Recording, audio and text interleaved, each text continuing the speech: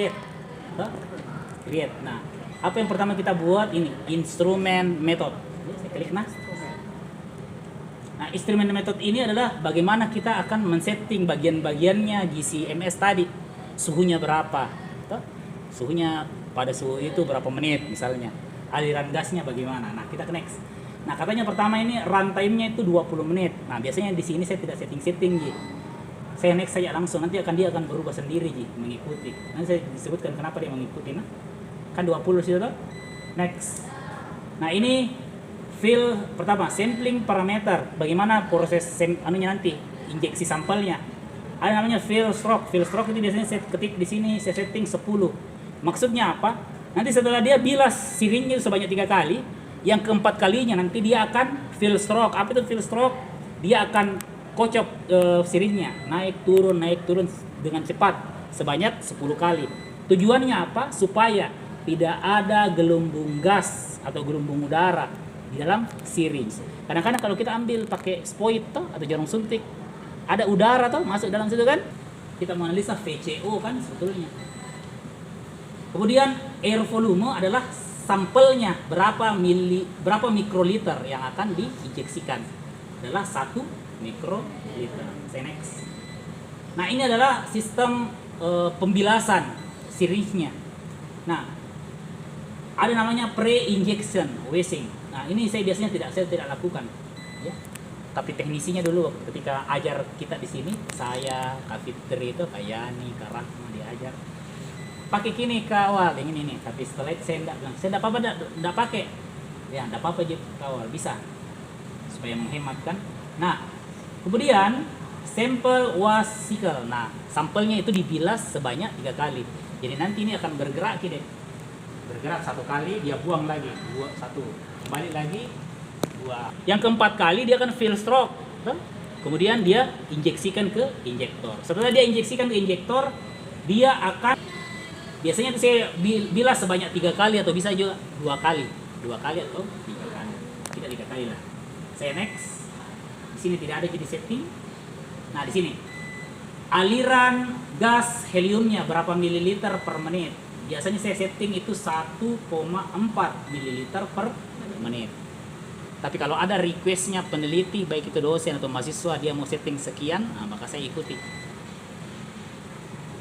Tapi kebanyakan tidak ada request. Dia bilang, ikut ya aturan tak? Ikut settingan tak?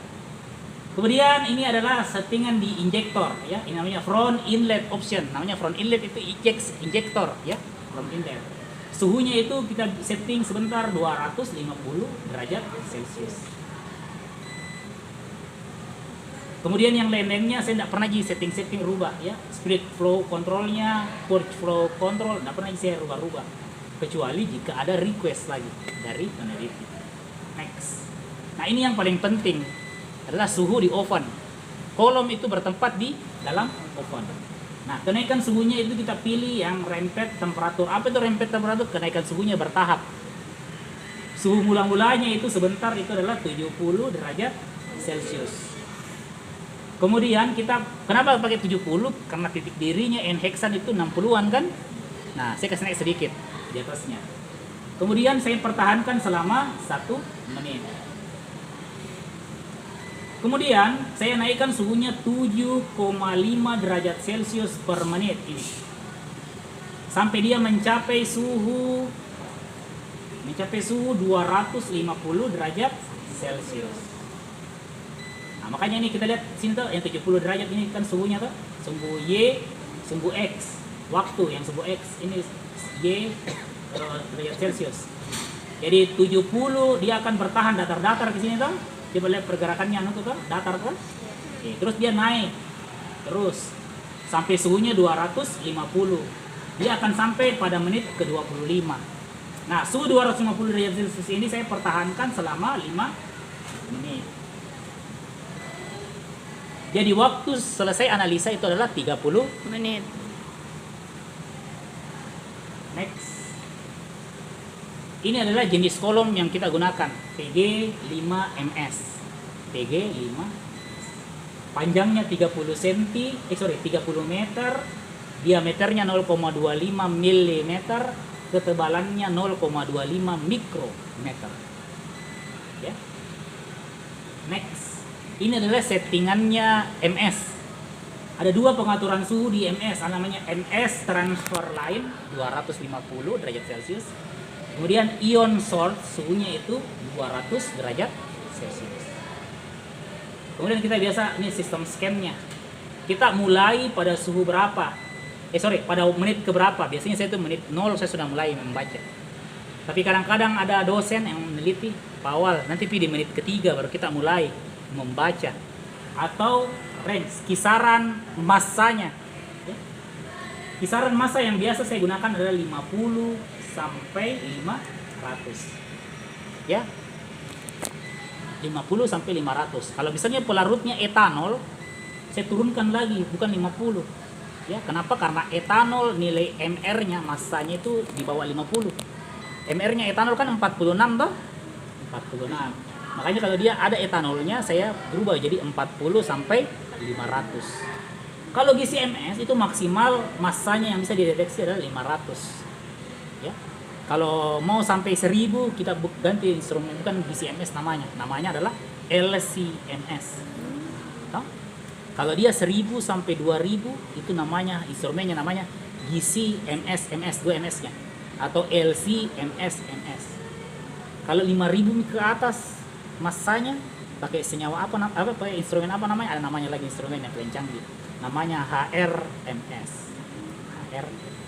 Harganya berapa? Belasan miliar. Nah ini timesnya, secondnya ini otomatis. Jadi ketika saya klik dia muncul sendiri. Jadi otomatis saya tidak pernah jadi rubah-rubah.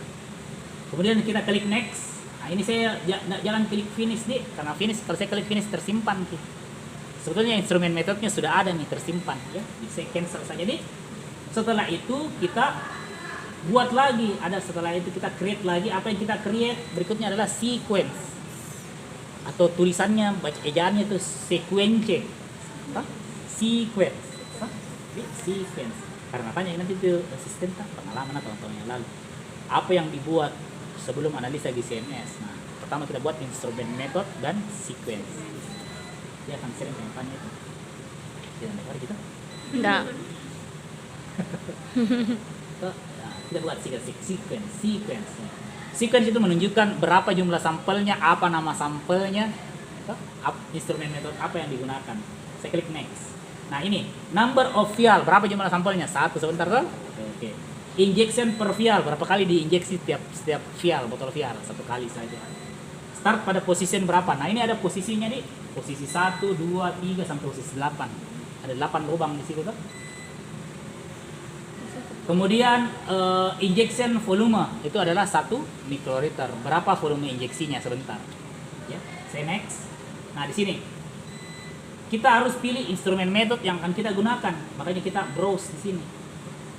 Nah, saya sudah buat nih namanya itu default screening GCMS. Jadi ini adalah instrumen metode untuk men-screening senyawa-senyawa apa saja yang ada dalam sampel. Jadi kita klik open. Nah, dia sudah terpilih kan? Nah, kalau sudah terpilih kita pilih nih next. Di sini kita pilih auto, yang auto. Nah, kita klik nih nama praktikum GCMS tanggal berapa hari ini. Tapi jangan ini saya klik cancel nah. Kenapa? Karena mati lampu. Oh. Abangnya coba. Nah, ini adalah grafiknya, ini ada kromatogramnya. Setiap peak yang muncul itu mengidentifikasi ada senyawa yang terdeteksi atau terbaca. Ya, ada senyawa yang terdeteksi. Jadi misalnya di menit 1,27 ini ada peak tuh, 1,3. Ini ada peak yang muncul. Ya, itu senyawa apa? Biasanya di menit-menit awal yang muncul itu adalah pelarutnya. Apa pelarutnya? Heksan. Tapi di sini saya sengaja kosongkan. Kenapa? Karena ada aturannya untuk memilih senyawa apa. Ada 3 pilihan. Ya. Jadi ini ada berapa peak yang terdeteksi di sampelnya ini tuh? Ada ratusan. Ada 209. Masih sedikit gini. Pernah saya dapat sampai 500-an.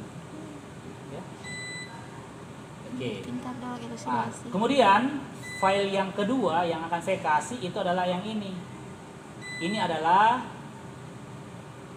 library, ya. Ini adalah outputnya Katanya. MS. Outputnya MS. MS. Nah, di sini ada ya bacanya pada waktu retensi 1,214 ada 3 macam senyawa yang mungkin bisa kita pilih. HIT 1, HIT 2 dan HIT 3. Ya. Nah, kita harus pilih nih. Nah, bagaimana caranya aturannya memilih? Kita perhatikan nilai SI-nya. Ya. Nilai SI-nya itu HIT 1 selalu lebih besar daripada HIT 2. HIT 2 itu selalu lebih besar daripada HIT 3. 3. Jadi ini yang paling rendah. Maka yang menjadi urutan prioritas yang kita pilih itu adalah HIT 1. Karena nilai SI-nya paling tinggi. Lantas, kapan dipilih HIT 2 dan HIT 3 atau HIT 3? Kalau begitu tidak ada gunanya dimunculkan HIT 2 dan HIT 3, mending HIT 1 saja kan? Tidak ya. HIT 2 dan HIT 3 bisa juga kapan-kapan dipilih. Kapan itu? Jika di HIT 2 atau HIT 3 itu muncul senyawa targetnya. Sebagai contoh nah. Sebagai contoh yang ini. Saya perkecil juga ini. Bisa lihat, saya sandingkan nah.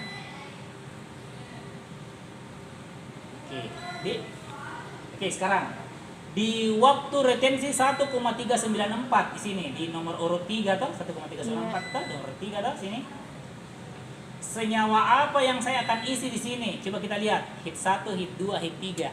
Senyawa apa yang saya pilih? HIT 1 atau HIT 2 atau HIT 3? Di nomor urut 3 di sini yang sebentar saya isi. 1,394. Apa senyawa apa? HIT berapa yang kita pilih? HIT. Coba kita perhatikan HIT 3 apa? N-hexan. N-hexan tuh karena kita tambah tadi N-hexan tuh. Nah, maka di sini saya akan ketik N-hexan. Oke, baik, saya lanjut nah. Kenapa bisa N-hexan, Pak? Karena tadi ditambahkan dengan N-hexan, diencerkan kita. Kok kita tidak ikut mungkin toh? Oh. Dan tadi itu encernya VCO-nya itu diencerkan ke dengan N-hexan. Oh. Toh? Karena kita tahu tadi ada N-hexannya, kita pilih N. Oke, lanjut. Karena dia tahu mi ada di oh iya. Toh? Jadi itu senyawa target juga, dia juga senyawa targetnya toh. Iya. Oke, sekarang di menit 1,439 hit berapa saya pilih? N-hexan 2. Setuju saya. Di menit 1,507 hit berapa? Hit 1, betul. Di menit 2,275 hit berapa saya pilih? 1. Dan seterusnya. Jadi kalau di VCO itu apa senyawa aktifnya? Apa ya?